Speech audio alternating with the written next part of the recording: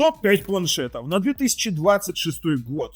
Игровых, неигровых, для работы, для кино. И сегодня будет такой интересный топ-5. Сегодня это совсем, я назвал топ-5, будет топ-5 производителей, потому что в каждом мы бегло посмотрим на то, что можно на текущий момент покупать, их основные особенности и основные различия. И, конечно же, разницу в бюджете, потому что зачастую люди покупают не то, что хочется, а то, что может. Но сегодня мы с вами выберем самые сбалансированные варианты. Ссылки на проверенных продавцов лежат в описании под видео. Прямо кодики. И, конечно же, подписывайтесь, нажимайте колокольчик на канале Технозон. Поехали.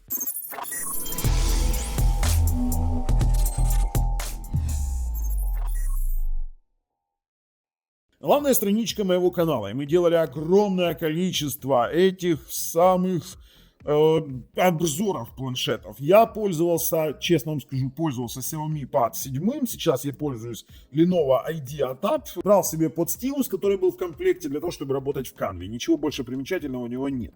Но при этом сегодня я вам представлю, например, бренды Lenovo. Мы представим вам бренд Honor, да, которые есть у нас, конечно же, семейство Xiaomi, по-моему, самое широкое. Есть Blackview и OnePlus. Но мы сейчас обговорим все по порядочку. Дело в том, что Lenovo это вообще, если брать планшеты из Китая, это называется баланс цены, качества и возможностей. Потому что можно на самом-то деле за $260 или даже за 299, если памяти побольше хочется, потому что есть 8 на 256, есть 12 на 256, ухватить китайскую версию Lenovo Xiaomi Pad Pro. Я вам вот сейчас не будет этот лучше, этот хуже. Нет, мы сейчас говорим про то, что можно покупать. А вы уже исходите из своего бюджета и для чего он вам нужен. Но вот этот планшет, например, подходит для просмотра контента просто обалденно. 12,7 дюймов. Это на Dimensity 8300. 144 Гц экран и 10200 мАh батарея. При том, что это китайская версия, туда устанавливается стандартно Google Play сервисы прямо из меню. Не надо ничего мучиться, но дело в том, что здесь отдают и глобальную прошивку. То есть он шьется на Global ROM. У него UFS 4, LPDDR 5 память, у него быстрая память. Фронталка 8 мегапикселей, задняя 13, однако камеры обсуждать не очень. А вот что здесь действительно примечательно, это 4 JBL спикера. Кстати, когда я делал обзорчик, это прям очень мне понравилось. У него есть сертификация для глаз, и вот действительно подходит. Тут Dolby Vision экран, Dolby Atmos звук, 10-битный экран, 1 миллиард цветов.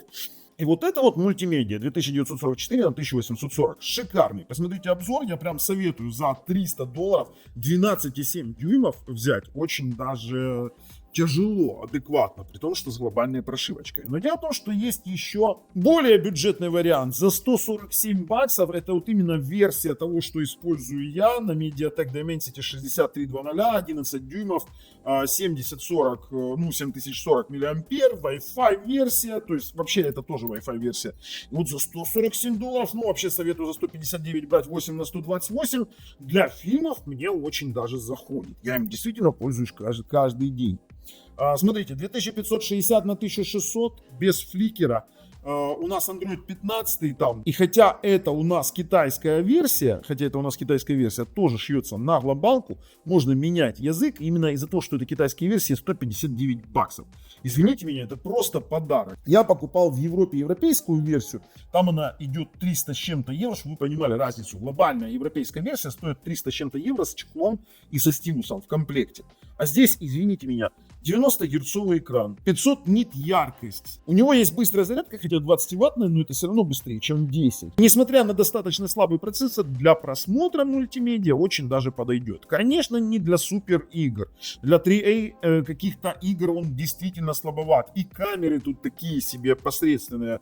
Но, допустим, если вам чисто ютубчик, кино, почитать новости и посидеть там в каком-нибудь фейсбуке, то, пожалуйста, за $160 вообще супер цена.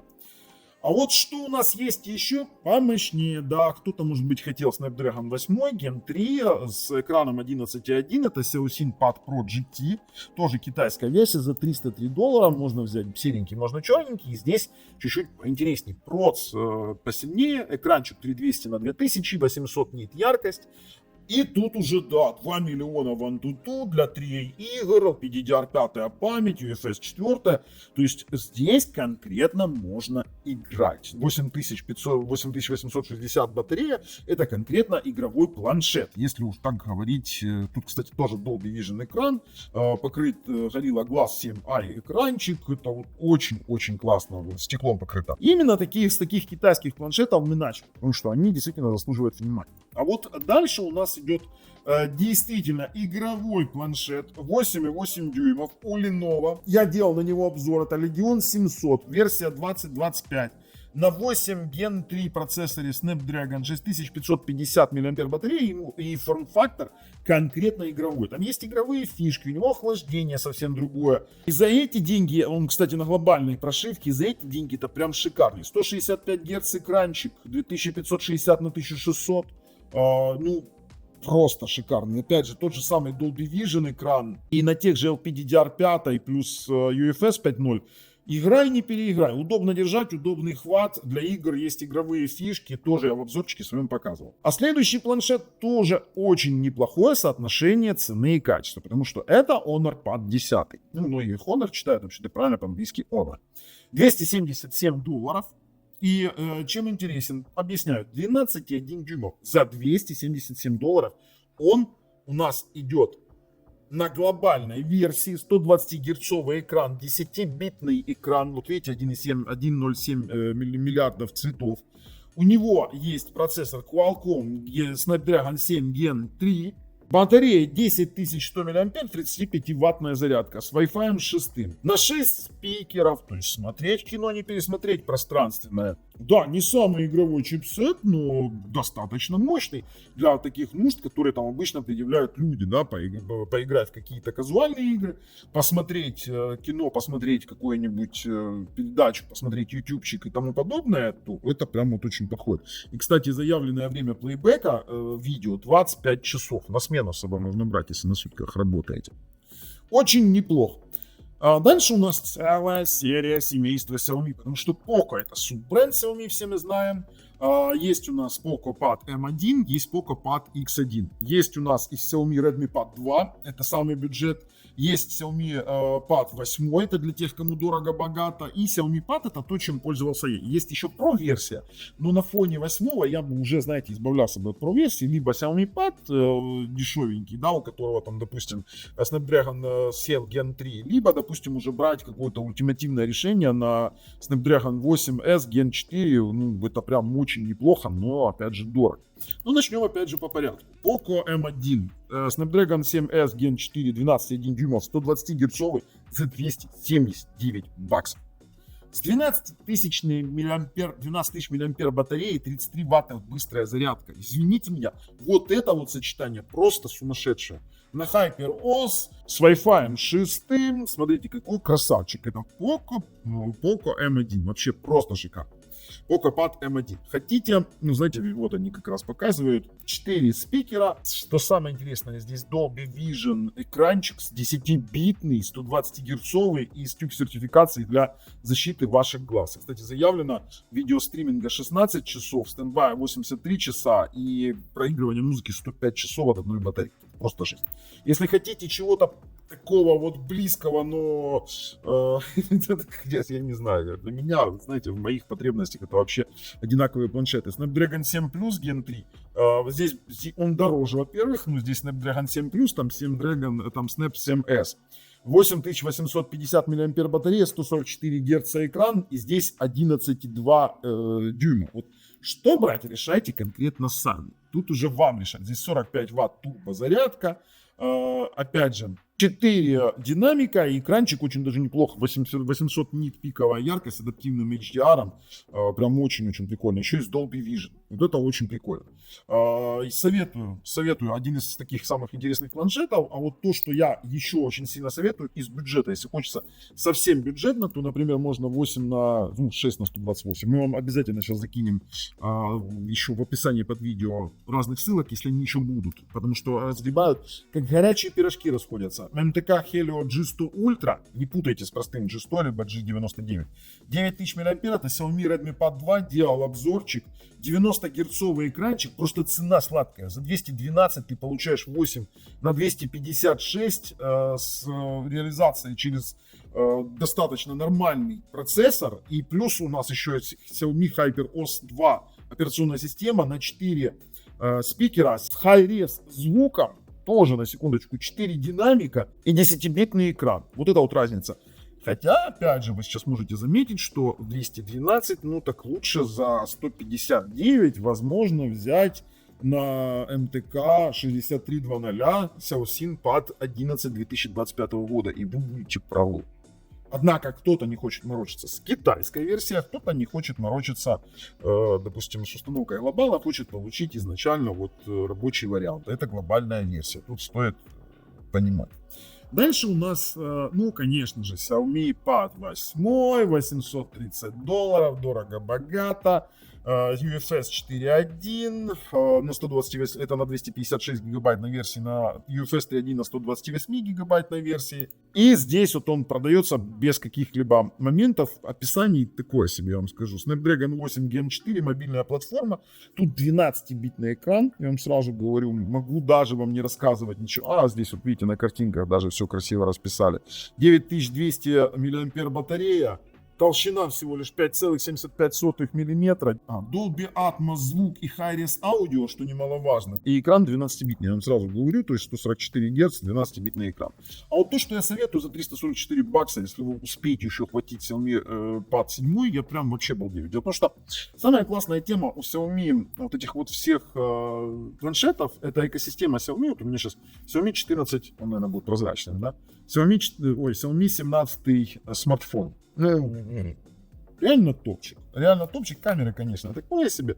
Но компакт форм-фактор, хорошая батарея, хороший экран, 3500 нит, да, и в этой экосистеме он Xiaomi Pad 7, то есть я вижу экран смартфона на планшете. Я могу взаимодействовать. То есть вот эта вся экосистема мне так нравится вообще. Если я его на старте продаж покупал за $500, то сейчас $344. Это прям, ну, цена подарок. Его, кстати, скоро не будет.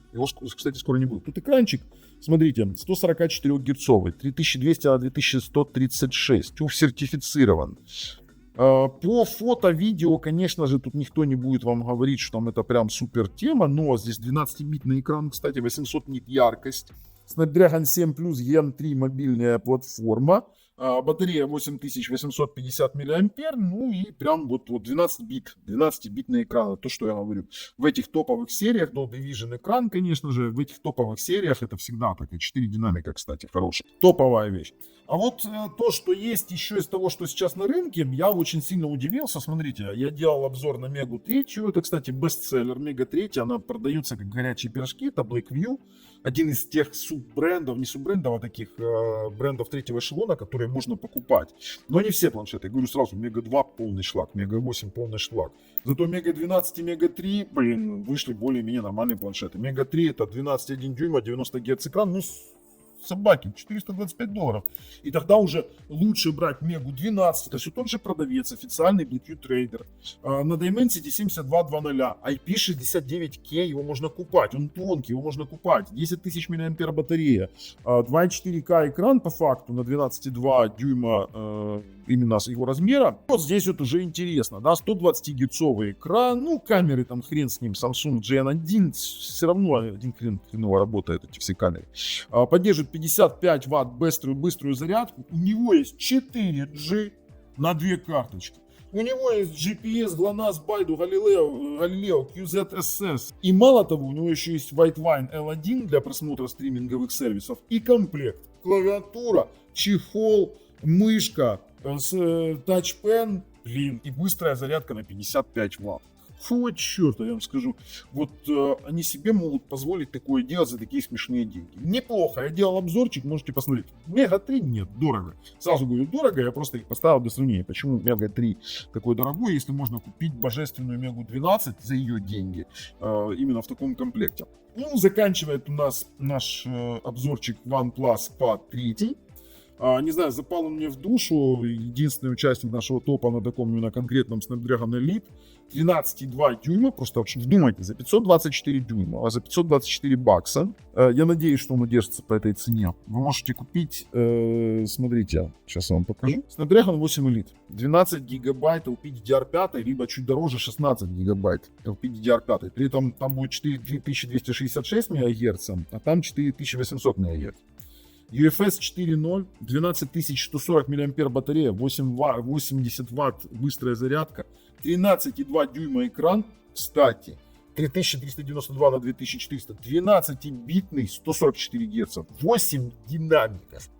8, мать его, динамик. Вот вы скажите, кто за такие деньги предлагает что-то лучше? OnePlus Pad 3 тут просто какой-то топ, выглядит как какой-то нереальный топ. Вы сравните его с тем же самым Xiaomi за 500 или за $800, так извините меня, но Xiaomi выигрывает.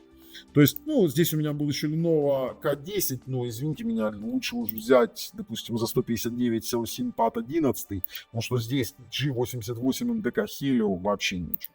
Ребят, ссылки все в описании под видео. Вот перечень планшетов, на которые я бы обращал внимание, я вам представил. С вами был Бабл на канале Технозон.